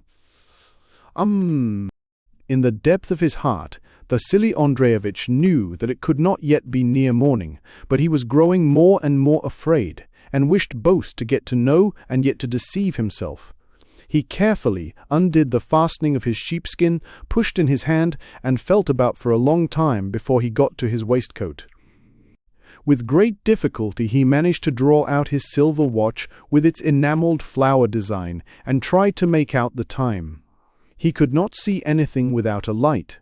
Again he went down on his knees and elbows, as he had done when he lighted a cigarette, got out his matches, and proceeded to strike one.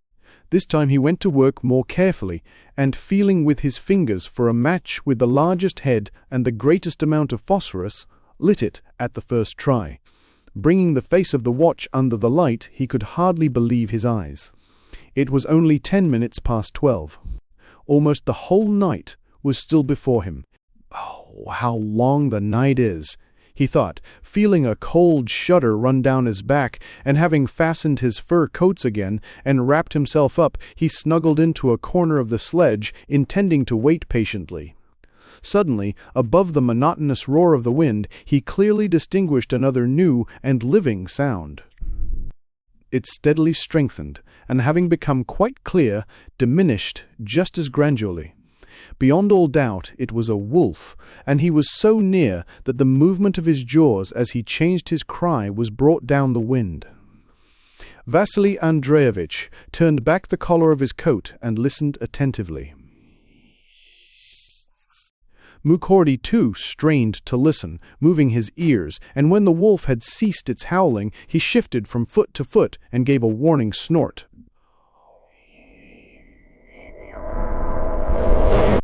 The more he tried to think of his accounts, his business, his reputation, his worth and his wealth, the more and more was he mastered by fear and regrets that he had not stayed the night at Grishkino, dominated and mingled in all his thoughts.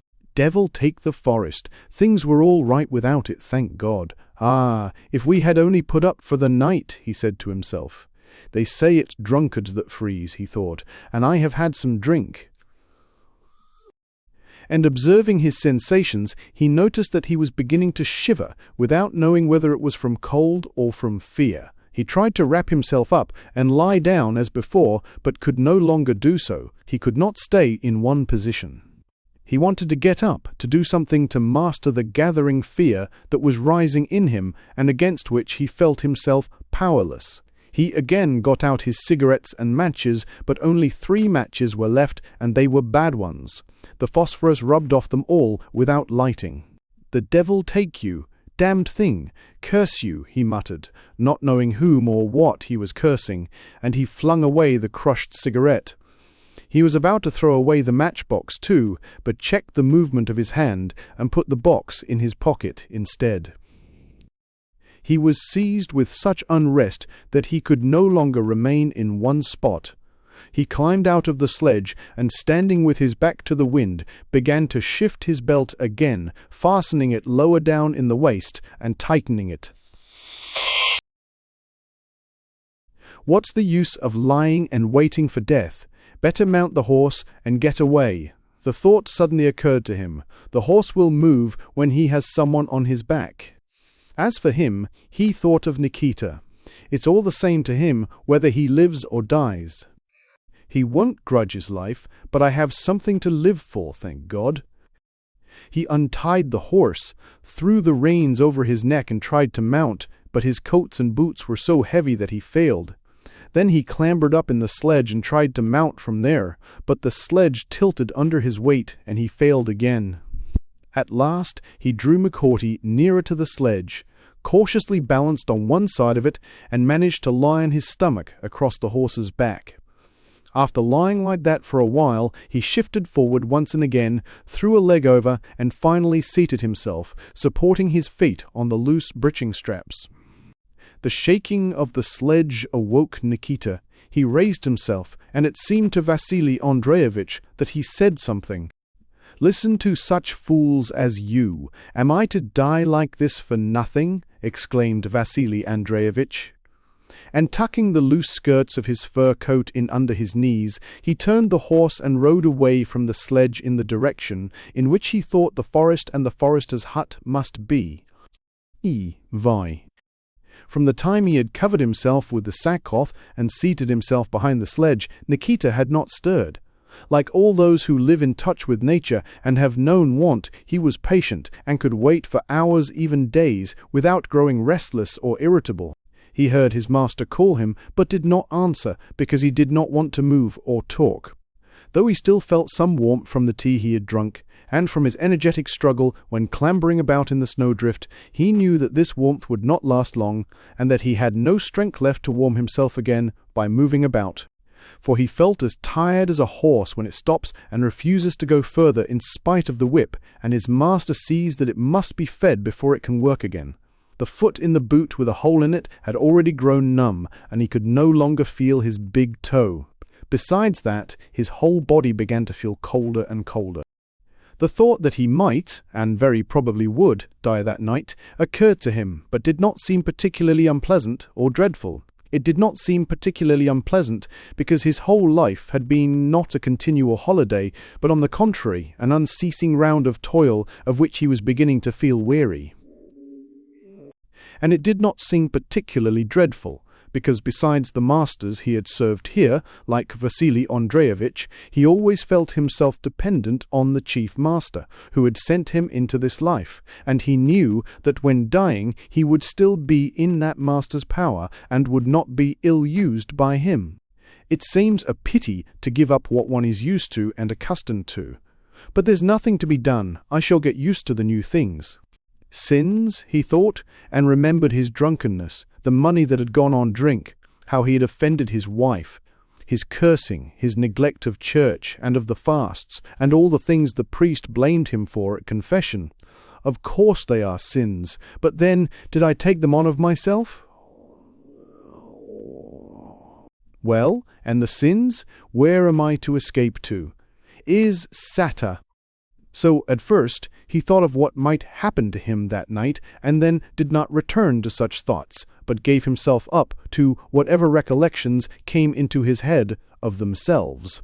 Now he thought of Martha's arrival, of the drunkenness among the workers, and his own renunciation of drink, then of their present journey, and of Taras's house, and the talk about the breaking up of the family, then of his own lad, and of McCourty, now sheltered under the drugget, and then of his master, who made the sledge creak as he tossed about in it. I expect you're sorry yourself that you started out, dear man, he thought. It would seem hard to leave a life such as his.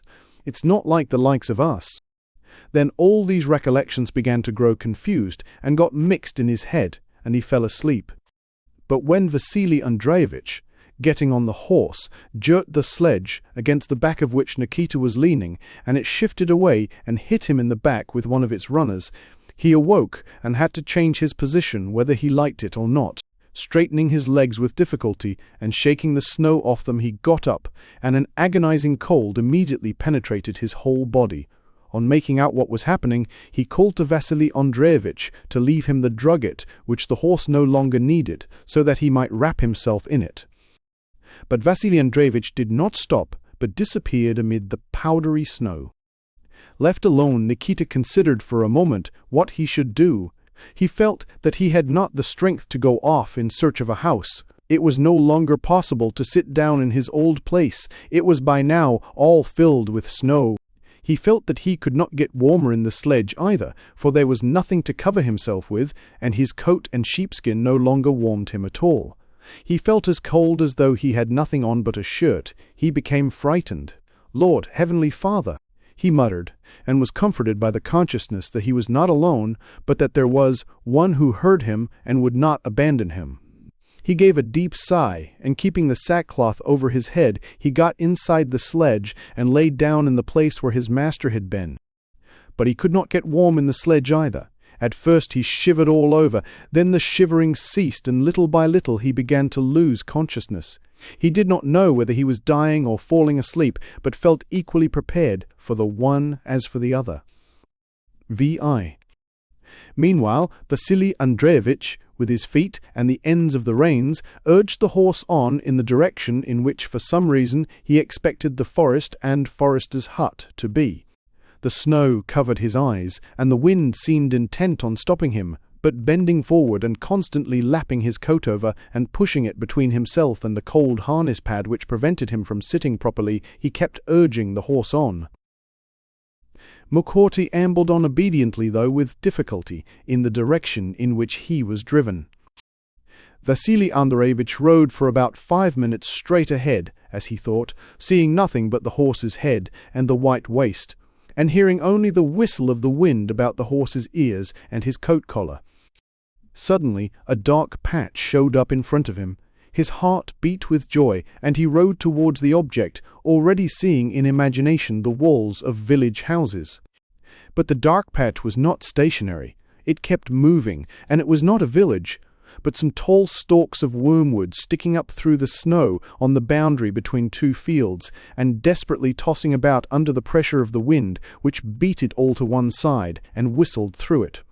The sight of that wormwood tormented by the pitiless wind made Vasily Andreevich shudder, he knew not why, and he hurriedly began urging the horse on, not noticing that when riding up to the wormwood he had quite changed his direction, and was now heading the opposite way, though still imagining that he was riding towards where the hut should be. But the horse kept making towards the right, and Vasily Andreevich kept guiding it to the left. Again something dark appeared in front of him. Again he rejoiced, convinced that now it was certainly a village. But once more it was the same boundary line overgrown with wormwood, once more the same wormwood desperately tossed by the wind and carrying unreasoning terror to his heart.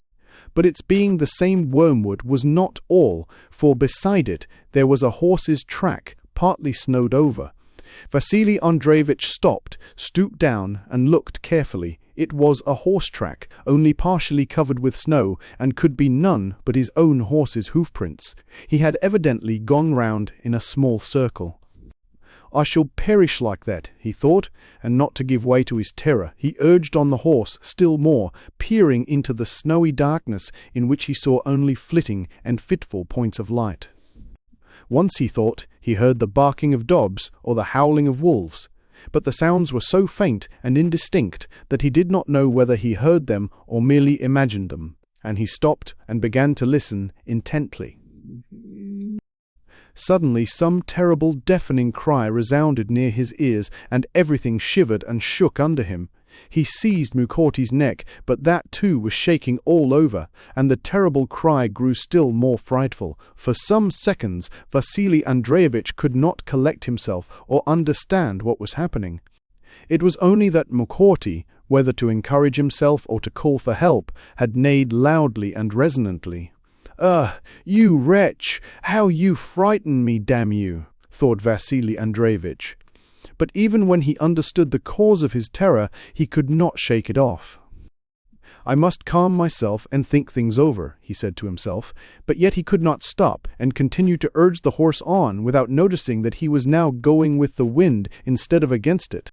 His body, especially between his legs where it touched the pad of the harness and was not covered by his overcoats, was getting painfully cold, especially when the horse walked slowly. His legs and arms trembled, and his breathing came fast. He saw himself perishing amid this dreadful snowy waste, and could see no means of escape. Suddenly, the horse under him tumbled into something and, sinking into a snowdrift, began to plunge and fell on his side. Vasily Andreevich jumped off, and in so doing dragged to one side the breechband on which his foot was resting, and twisted round the pad to which he held as he dismounted. As soon as he had jumped off, the horse struggled to his feet, plunged forward, gave one leap and another, neighed again, and dragging the drugget and the breechband after him, disappeared, leaving Vasily Andreevich alone on the snowdrift. The latter pressed on after the horse, but the snow lay so deep and his coat was so heavy that, sinking above his knees at each step, he stopped breathless after taking not more than 20 steps. The copse, the oxen, the leasehold, the shop, the tavern, the house with the iron-roofed barn, and my heir, thought he.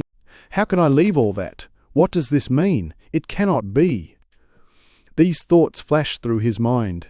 Then he thought of the wormwood tossed by the wind, which he had twice ridden past, and he was seized with such terror that he did not believe in the reality of what was happening to him. He thought, and tried to wake up, but could not. It was real snow that lashed his face and covered him, and chilled his right hand, from which he had lost the glove. And this was a real desert, in which he was now left alone, like that wormwood, awaiting an inevitable, speedy, and meaningless death. Queen of Heaven, Holy Father Nicholas, teacher of temperance, he thought, recalling the service of the day before and the holy icon with its black face and gilt frame, and the tapers which he sold to be set before that icon, and which were almost immediately brought back to him, scarcely burnt at all, and which he put away in the store-chest. He began to pray to that same Nicholas the wonder-worker to save him, promising him a thanksgiving service and some candles. But he clearly and indubitably realized that the icon, its frame, the candles, the priest, and the thanksgiving service, though very important and necessary in church, could do nothing for him here, and that there was and could be no connection between those candles and services and his present disastrous plight. I must not despair, he thought. I must follow the horse's track before it is snowed under. He will lead me out, or I may even catch him, only I must not hurry, or I shall stick fast and be more lost than ever. But in spite of his resolution to go quietly, he rushed forward and even ran, continually falling, getting up and falling again. The horse's track was already hardly visible in places where the snow did not lie deep. I am lost, thought Vasily Andreevich. I shall lose the track and not catch the horse. But at that moment he saw something black. It was Mukorty, and not only Mukorty, but the sledge with the shafts and the kerchief. Mukorty, with the sacking and the breech band twisted round to one side, was standing not in his former place, but nearer to the shafts, shaking his head, which the reins he was stepping on drew downwards. It turned out that Vasily Andreevich had sunk in the same ravine Nikita had previously fallen into, and that Mukorty had been bringing him back to the sledge, and he had got off his back no more than 50 paces from where the sledge was. 6. Having stumbled back to the sledge, Vasily Andreevich caught hold of it and for a long time stood motionless, trying to calm himself and recover his breath. Nikita was not in his former place, but something, already covered with snow, was lying in the sledge, and Vasily Andreevich concluded that this was Nikita. His terror had now quite left him, and if he felt any fear, it was lest the dreadful terror should return that he had experienced when on the horse, and especially when he was left alone in the snowdrift. At any cost he had to avoid that terror, and to keep it away he must do something, occupy himself with something. And the first thing he did was to turn his back to the wind and open his fur coat. Then, as soon as he recovered his breath a little, he shook the snow out of his boots and out of his left-hand glove. The right-hand glove was hopelessly lost, and by this time probably lying somewhere under a dozen inches of snow. Then, as was his custom, when going out of his shop to buy grain from the peasants, he pulled his girdle low down and tightened it, and prepared for action. The first thing that occurred to him was to free Mukorty's leg from the rein. Having done that, and tethered him to the iron cramp at the front of the sledge, where he had been before, he was going round the horse's quarters to put the breech band and pads straight and cover him with the cloth. But at that moment he noticed that something was moving in the sledge, and Nikita's head rose up out of the snow that covered it. Nikita, who was half frozen, rose with great difficulty and sat up, moving his hand before his nose in a strange manner, just as if he were driving away flies. He waved his hand and said something, and seemed to Vasily Andreevich to be calling him. Vasily Andreevich left the cloth unadjusted and went up to the sledge. "What is it?" he asked. "What are you saying, Sheks?"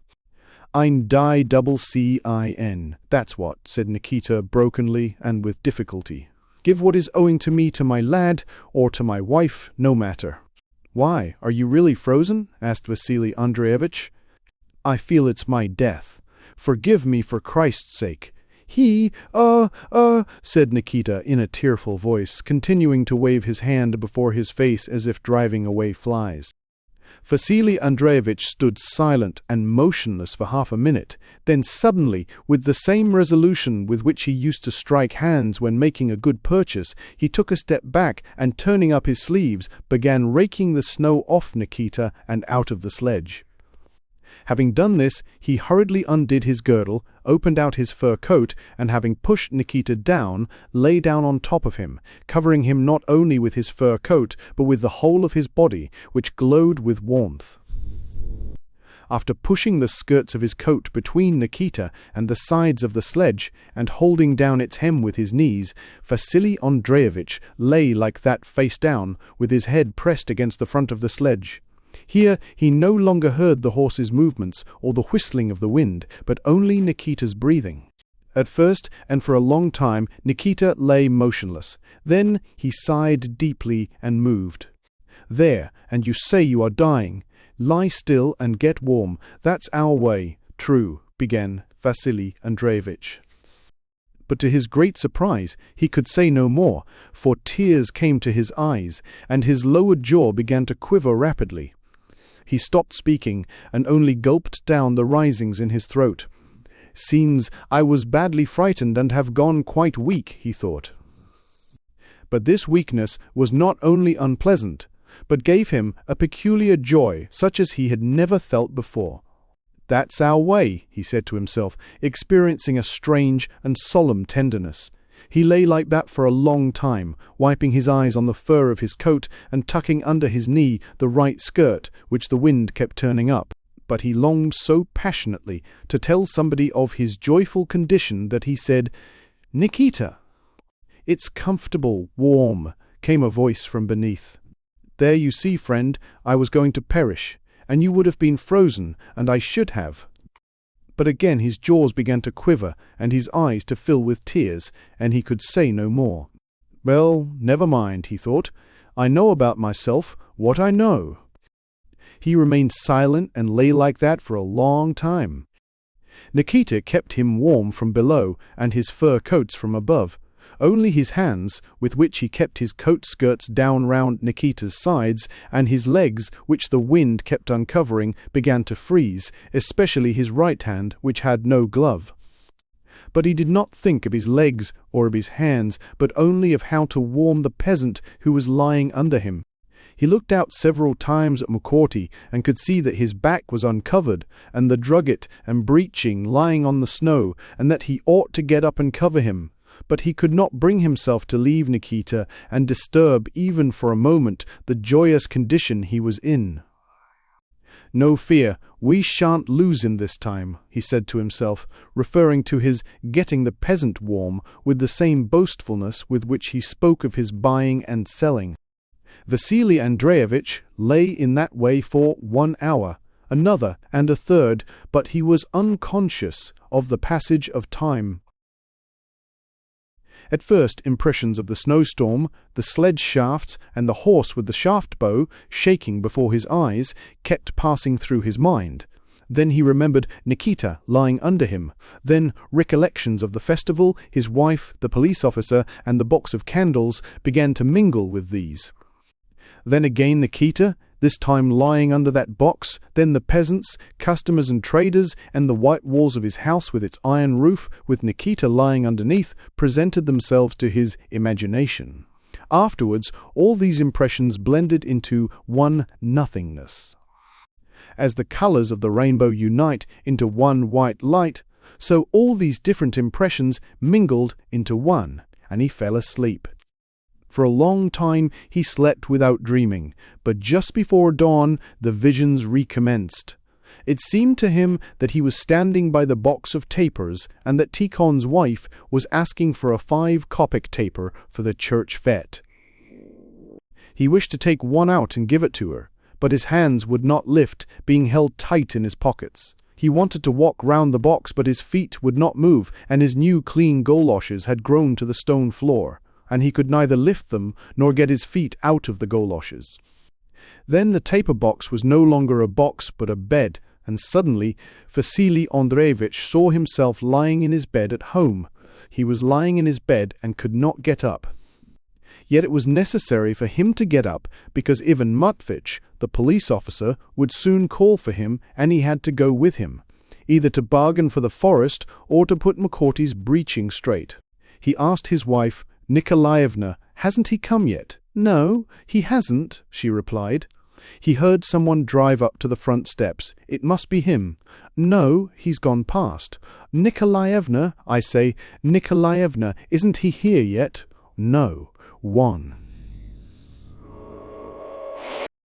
And this waiting was uncanny and yet joyful. Then suddenly his joy was completed. He whom he was expecting came, not Ivan Matvich the police officer, but someone else. Yet it was he whom he had been waiting for. He came and called him, and it was he who had called him, and told him to lie down on Nikita. And Vasily Andreevich was glad that that one had come for him. I'm coming, he cried joyfully, and that cry awoke him, but woke him up not at all the same person he had been when he fell asleep. He tried to get up, but could not, tried to move his arm, and could not, to move his leg, and also could not, to turn his head, and could not. He was surprised, but not at all disturbed by this. He understood that this was death, and was not at all disturbed by that either. He remembered that Nikita was lying under him, and that he had got warm and was alive, and it seemed to him that he was Nikita, and Nikita was he, and that his life was not in himself, but in Nikita. He strained his ears and heard Nikita breathing and even slightly snoring. Nikita is alive, so I too am alive, he said to himself triumphantly. And he remembered his money, his shop, his house, the buying and selling, and Miranov's millions, and it was hard for him to understand why that man called Vasily Brekhunoff had troubled himself with all those things with which he had been troubled. Well, it was because he did not know what the real thing was, he thought, concerning that Vasily Brekhunoff. He did not know, but now I know, and know for sure. Now I know. He responded gladly, and his whole being was filled with joyful emotion. He felt himself free, and that nothing could hold him back any longer. After that, Vasily Andreevich neither saw, heard, nor felt anything more in this world. All around the snow still eddied. The same whirlwinds of snow circled about, covering the dead Vasily Andreevich's fur coat, the shivering Mukhorty, the sledge, now scarcely to be seen, and Nikita, lying at the bottom of it, kept warm beneath his dead master. Nikita awoke before daybreak. He was aroused by the cold that had begun to creep down his back. He had dreamt that he was coming from the mill with a load of his master's flour, and when crossing the stream had missed the bridge and let the cart get stuck. And he saw that he had crawled under the cart and was trying to lift it by arching his back. But strange to say, the cart did not move. It stuck to his back, and he could neither lift it nor get out from under it. It was crushing the whole of his loins. And how cold it felt! Evidently he must crawl out. Have done! He exclaimed to whoever was pressing the cart down on him, "Take out the sacks!" But the cart pressed down colder and colder, and then he heard a strange knocking, awoke completely, and remembered everything. The cold cart was his dead and frozen master lying upon him. And the knock was produced by Mukhorty, who had twice struck the sledge with his hoof. "Andreevich! Andreevich!" Nikita called cautiously, beginning to realize the truth and straightening his back. But Vasily Andreevich did not answer, and his stomach and legs were stiff and cold and heavy like iron weights. He must have died. May the kingdom of heaven be his, thought Nikita. He turned his head, dug with his hand through the snow about him, and opened his eyes. It was daylight. The wind was whistling as before, between the shafts, and the snow was falling in the same way, except that it was no longer driving against the frame of the sledge, but silently covered both sledge and horse deeper and deeper, and neither the horse's movements nor his breathing were any longer to be heard. He must have frozen too, thought Nikita of Mukhorty, and indeed those hoof knocks against the sledge, which had awakened Nikita, were the last efforts the already numbed Mukhorty had made to keep on his feet before dying. "O Lord God, it seems thou art calling me too," said Nikita. "Thy holy will be done, but it's uncanny. Jess, I'm still. A man can't die twice and must die once, if only it would come soon." And he again drew in his head, closed his eyes, and became unconscious, fully convinced that now he was certainly and finally dying.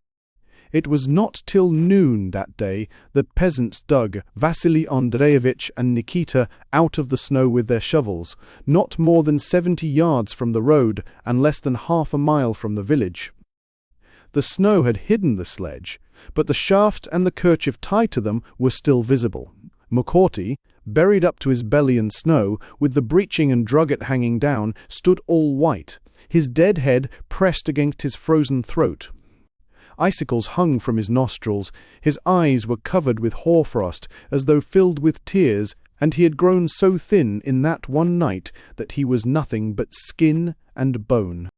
Vasily Andreevich was stiff as a frozen carcass, and when they rolled him off, Nikita, his legs remained apart, and his arms stretched out as they had been. His bulging hawk eyes were frozen, and his open mouth, under his clipped moustache, was full of snow.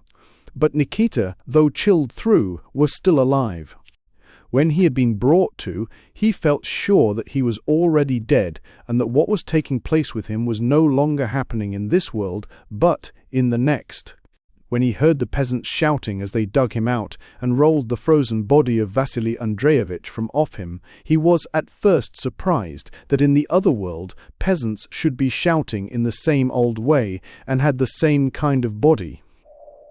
And then when he realized that he was still in this world, he was sorry rather than glad, especially when he found that the toes on both his feet were frozen. Nikita lay in hospital for 2 months.